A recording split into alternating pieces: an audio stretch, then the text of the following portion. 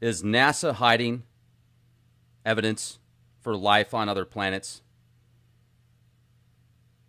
Anonymous has made a claim that NASA is actually hiding evidence, literally, that there are aliens among us.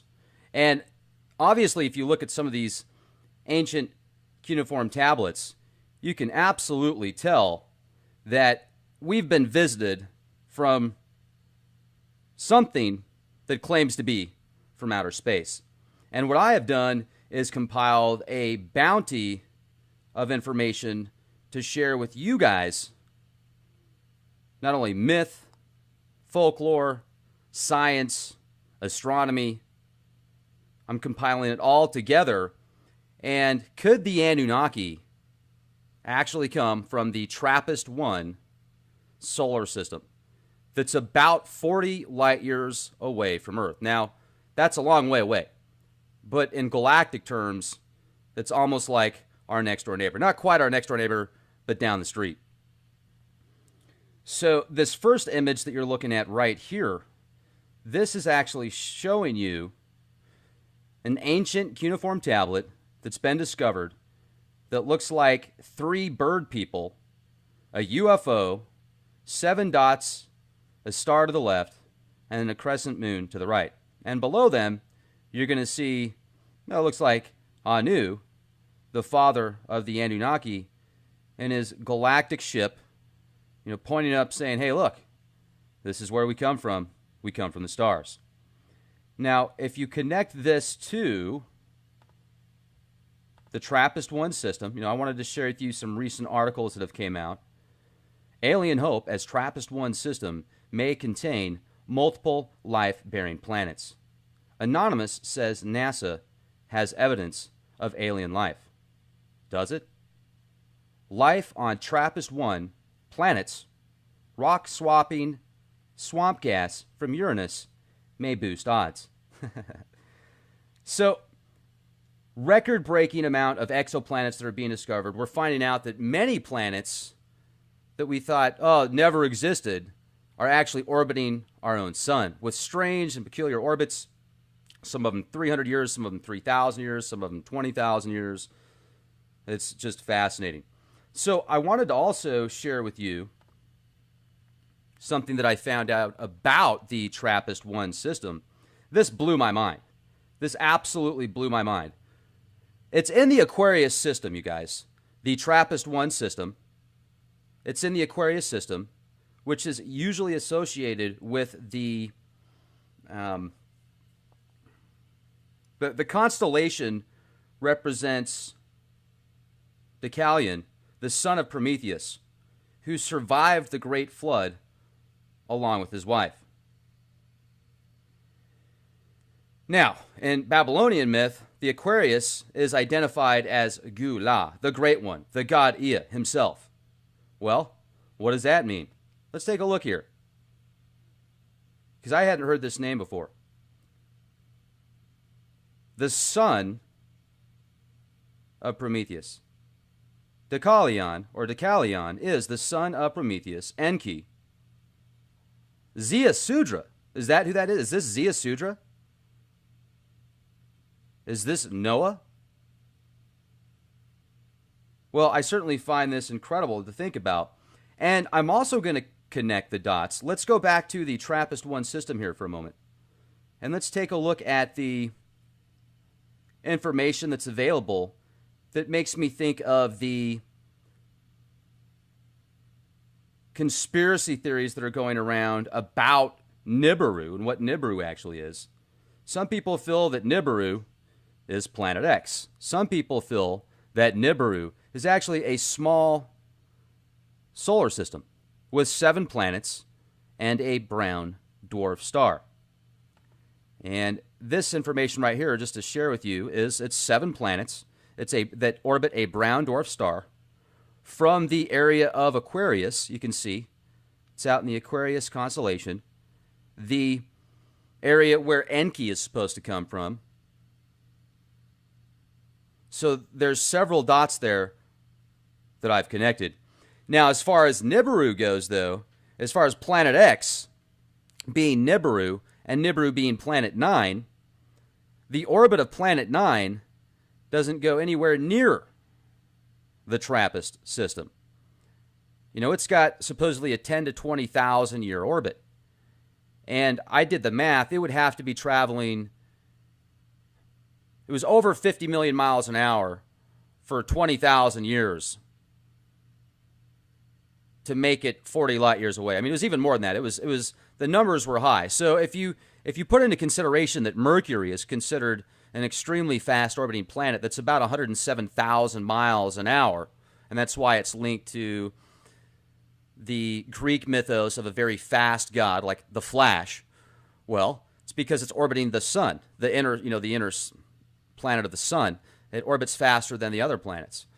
And if you consider even 100, so let's say this thing's moving at 110,000 miles an hour, traveling through the stars, and it had to go 40 light years to go orbit this brown dwarf star, because then I thought to myself, well, could this actually be our binary star? Is this thing shot out 40 light years, and then this planet 9, this planet Nibiru, could it be orbiting 40 light years away? No, it's not. But it's fascinating. It was an interesting thing to think about. I do think that planet 9 could be a force to be reckoned with in the future. Now, how far in the future, I don't know. I'll have to do some more math on that. Let me go over some notes with you guys. I think this is very interesting. So Sitchin said once again that Planet X is about the same size as Planet 9. Yeah, well, that doesn't connect to the TRAPPIST system that I talked to you guys about. That I'm talking to you guys about. The Sumerian tablets that are thousands of years old, many of them you will see have 7 dots. Does that represent the Pleiades system of the 7 sisters, which it very well could? Or is that representing the TRAPPIST-1 system of the 7 planets? Once again, Nibiru is either supposed to be a brown dwarf star, a solar system of 7 planets orbiting a brown dwarf star, or Planet X. Some people feel it might be a spaceship, and I think that's certainly a possibility. You know, it's a possibility, doesn't mean that's for sure by any means. So then you've also got at least 3 planets that are considered to be in the Goldilocks zone of this TRAPPIST-1 system. Now, even though it's 40 light years away, once again, that's still just a neighbor in galactic terms. So let's say that this is where they come from. I feel that the Orion's belt is going to have a key in terms of the conjunction point for some reason with the astral travel into the TRAPPIST-1 system possibly, or the Stargate wormhole technology. It's about 235.2 trillion miles away, so it's a long way away. And also, let me see, what other notes do I have out here for you guys? Yeah, here we go. If Planet X is Planet 9, and let's say this thing is orbiting this brown dwarf in the TRAPPIST-1 system about 40 light years away, well, then that means it would have to travel at 65,333,333,333 approximately miles per hour to orbit it in 3,600 years. It would have to travel at 1,176,000,000 miles per hour to orbit it within a 20,000 year time period. So if Planet 9 has a 20,000 year orbit, and that's on the long spectrum, that's how fast it would have to go. And once again, Mercury's traveling at about 107,000 miles an hour, and that bad boy is cooking. That thing is cruising. That's the Flash. So I don't know. I mean, I certainly don't think that this thing has taken has a speed of anywhere close to that. And I don't think that, you know, if you do the math on how long that would have to orbit, none of it would make any sense as far as it orbiting the brown dwarf star of the TRAPPIST system. Now, with that said, I definitely think there's something to the TRAPPIST system, though, and the possibility of alien life because of everything that I've just been sharing with you. So let's look at this again here for a minute. the Aquarius system, Enki, that's where Enki comes from. Let's take a look at some of these planets. And if you look at the TRAPPIST-1 system, this is showing you the distance to the star that they orbit. And the star is a lot cooler, it's a lot smaller. So that's how they can do these variables, that even though these planets are orbiting closer to the star, it's not as intense, therefore they're considered habitable. Now, once again, let's go back to this myth. Literally, Aquarius, where this constellation is associated with King Tros in Greek mythology, the constellation Aquarius, and then you've got Deucalion, the son of Prometheus, the son of Enki, right here. And then this also says that Thoth is the son of Enki. I'll get into that in a minute. But this gentleman is also Zeus Sudra, in my opinion. And then let's take a look at how far, once again, the TRAPPIST-1 system is. It's about 39.5 light years away. If there is a brown dwarf star within our solar system that we don't see, I would find that very fascinating. You know, I mean, maybe there's got to be some infrared or something. I don't know. I think there'd be able to be math and calculations that you could pick up on it, though, because I certainly haven't seen any evidence that I believe photographically yet. I've seen stuff that I thought was real, and then somebody debunked it. And there's been a few times I'm like, wow, that looks legit. And they're like, no, look, this is how you debunk it, because the layers and the angles and da-da-da-da, and the film that they'll put over the lens to show a second sun or a second light source. Anybody can do that. You just need to have a filter, and then you can make Nibiru pop up anytime you want. It's the camera. And even when I've seen video footage that showed a reflection off of the water, and it looked like that the second source was from behind the clouds, I've had people from the guy that runs the Right Side Up channel that did a really good job debunking that without a shadow of a doubt, and showed how even when you see these anomalies that look like they're behind clouds, or it looks like there's a second sun source that has a reflection on the water, it's actually just the different layers in the camera. It's like the different lenses in the camera, the different layers, in conjunction with if you put some type of green filter or sun filter over the camera itself, and then that will create a second light, and then you can move that around also.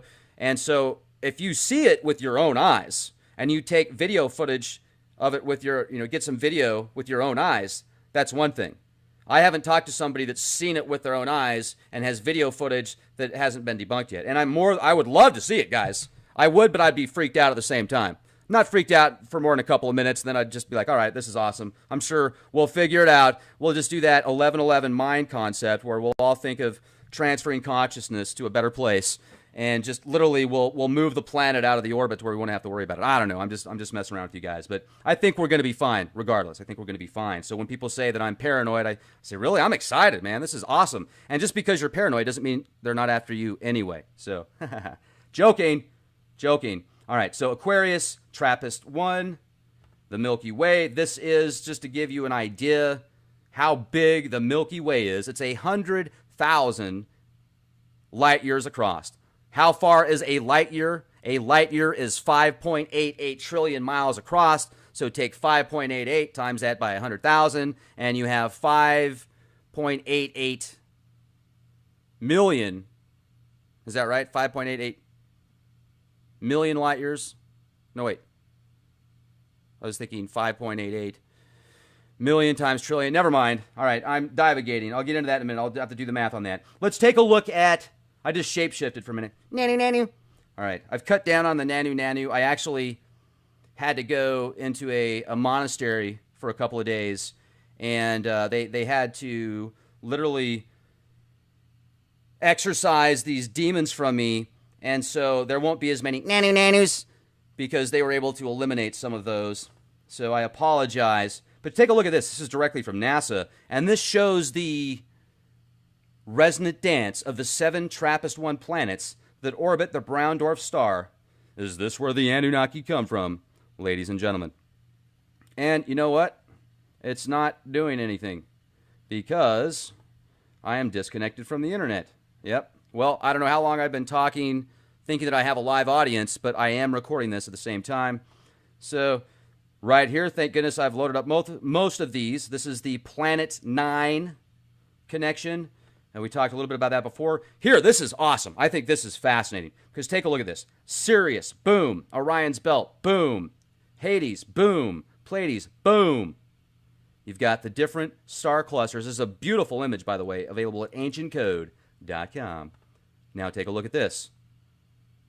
Now, I don't agree with everything on here, but I do think that this website, or this image on this website, has got some very interesting points. Like, I don't know what the Ashtar command is. I don't believe in the Ashtar command, but I haven't done enough research to say that the Ashtar command never existed. So I'm not going to get into that. But that's for a whole other podcast that I don't even want to deal with. So you've got the Pleiades star cluster, they're saying, the 7 dots representing the Pleiades star cluster, which definitely could be, or could it be representing these 7 planets of the TRAPPIST-1 system. Then you've got that star right there, I feel, is actually representing the dog star, the Sirius star. Then it has the Inanna moon symbol, and then it says that's in representation of Orion's belt.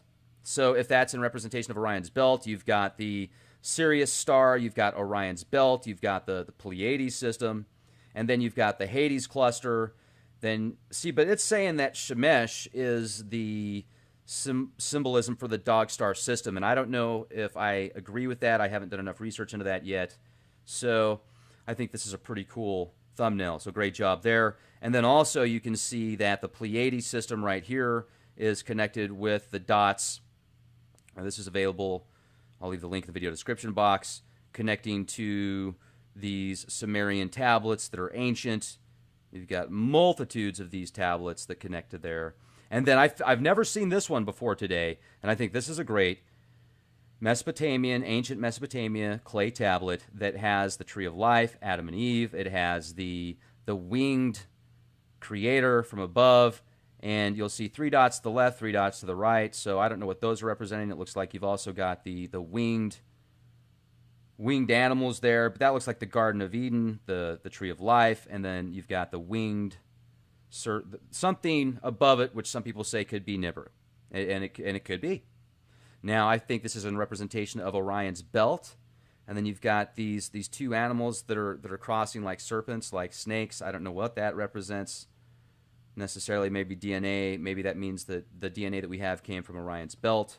And then you can see here the Pleiades system, or is this the TRAPPIST planets, and the star that they orbit. Is that the Nibiru constellation? Is the TRAPPIST system the Nibiru constellation? Just a different name. And I also want to share this with you as well. Enemy Mine, one of my favorite films growing up. I forgot about this and recently remembered, bringing back good memories just thinking about it. The reptilians and the humans mining different planets, and at first they're enemies, then they become friends. And then, remember in scriptures, man, this is bringing back just great memories. I was a little kid when I watched this. This came out in '85. And I remember Dennis Quaid, he's a great actor. Dennis Quaid was reading the Bible on this planet that was barren and yucky, and then this reptilian-looking being started reading the same thing, or something similar to that, and something similar to what I just described. It's been over 20 years since I've seen it, but then they both agreed because they were reading the same thing from different worlds, different tongues, and like, wow, well, yeah, God is God, and we're in the image of God. So I thought that was fascinating. Yet they don't look the same. He didn't say they were in the image of God, but they said the same things happened or something like that. I don't remember exactly, but you get my point. I'm divagating. And here's another image, the 7 dots. And where are we at here? This is the sun's closest neighbors. I wanted to share this with you to think about some possible connections when maybe our neighbor brown dwarf star, if it got shot out somehow, if there were 2 stars at one point that were closer in the solar system that for whatever reason now are 4 light years away, you can see that this would maybe make the most sense because you've got some of the stars about 4 light years away. That's just a possibility. I wouldn't even say it makes the most sense, but I would say that would make more sense than something being 40 light years away being what could have been in this solar system or closer. Because when you really realize what a solar system is, the description of a solar system is an area that has, the planets will all orbit a specific sun, a specific star. Well, look at these planets that we've discovered that go out over 20,000 years in orbits that go way outside of the Kuiper Belt, trans-Neptunian objects. Well, that paints a whole new picture on what the solar system actually is. And this shows you the vision of the Kepler satellites and telescopes that are out there in space, giving you an idea on just how beautiful the Milky Way is. And I find it fascinating when you realize that from the galactic center, looks like a big eyeball, doesn't it? Well, we are on the third point, the third strand. We are the third planet from the sun, and this is the third strand from the galactic center. So as above, so below. I think that that's a very interesting connection point there. This is the interstellar medium that will give people an idea just how vast, even before you get outside of the 4 light year, so within 4 light years, this is about it right here. This is about 4 light years, about 23 trillion miles across. And then they're finding other rogue planets just about 4 light years away as well. Now, here is another incredible image that I wanted to share with you, the orbit of our sun. Look at this. This shows you how the sun actually orbits around with the spiraling of the galaxy. Even the galaxy moves. Nothing is stagnant. Everything is always moving in a fluid motion. And it's just incredible. The more you look outside, the more you find out that outside is within. And if you can be in sync with the stars, I really feel that that's resonating at a higher level. Being your will, being your purpose, following your path, just like these stars are supposed to. This is a really neat image right here. I like this just to get more perspective about how tiny we are in just this one galaxy. And there could be infinite galaxies, and there could be infinite universes outside of that. And it just can continue to flow in a harmonious fashion. And then I want to get into this with you guys on the next podcast. There is a diamond planet that's about 40 light years away from Earth as well. And I can't wait to know more about this. So thank you, everybody. I'm going to share this with you next time. Make sure to subscribe, youtube.com/clandestine time lord. Also, leakproject.com. Be the change you want to see. And I hope to see you at the X Point for the Sturgis event. We're going to be out there in August. I might even be out there early. So if you're interested in having a survival bunker and you don't want to drop $100,000 or $1 million, but you want to have an open canvas to maybe even set up a studio or just have an off-the-grid opportunity, well, check out terravivos.com. terravivos.com. So these are 2,000 square foot approximately concrete, still enforced military-grade bunkers, and you have about 200 feet on each side of you, and literally $25,000 right now. And you have the cream of the crop, which ones you want to pick as far as location-wise. And water is going to be provided to these bunkers. So definitely check them out. Now, another neat thing as well is in South Dakota, you're about 30 minutes away from, you're actually less than 30 minutes away from the Black Hills. And it's beautiful out there. Sturgis, a lot of people spend big bucks going to Sturgis events. Well, you could actually go out here and hopefully nothing goes wrong. Every year go to Sturgis with your motorcycle, take your horses, take your ATVs, have a good time, and hopefully you could use that as an opportunity just to get out of the grid for a while if you want to spend a week out there, a weekend, a month, a couple months, whatever, and really enjoy the fruits of being outside of the matrix for a little while. So even though you're inside the matrix, you're outside the hive mind. Thank you, everybody, for being here with me. I don't know if the stream was even coming through because I haven't had access to the internet while I've been doing this, but I will share this with you here in a moment if it hasn't. Be the change you want to see. One solar system that's about 40 light years away from Earth. Now, that's a long way away, but in galactic terms, it's almost like our next door neighbor. Not quite our next door neighbor, but down the street. So this first image that you're looking at right here, this is actually showing you an ancient cuneiform tablet that's been discovered that looks like 3 bird people, a UFO, 7 dots, a star to the left, and then a crescent moon to the right. And below them, you're going to see, it looks like Anu, the father of the Anunnaki, in his galactic ship, pointing up saying, hey, look, this is where we come from. We come from the stars. Now, if you connect this to the TRAPPIST-1 system, I wanted to share with you some recent articles that have came out.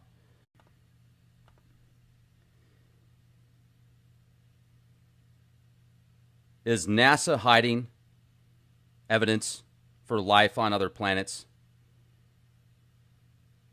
Anonymous has made a claim that NASA is actually hiding evidence, literally, that there are aliens among us.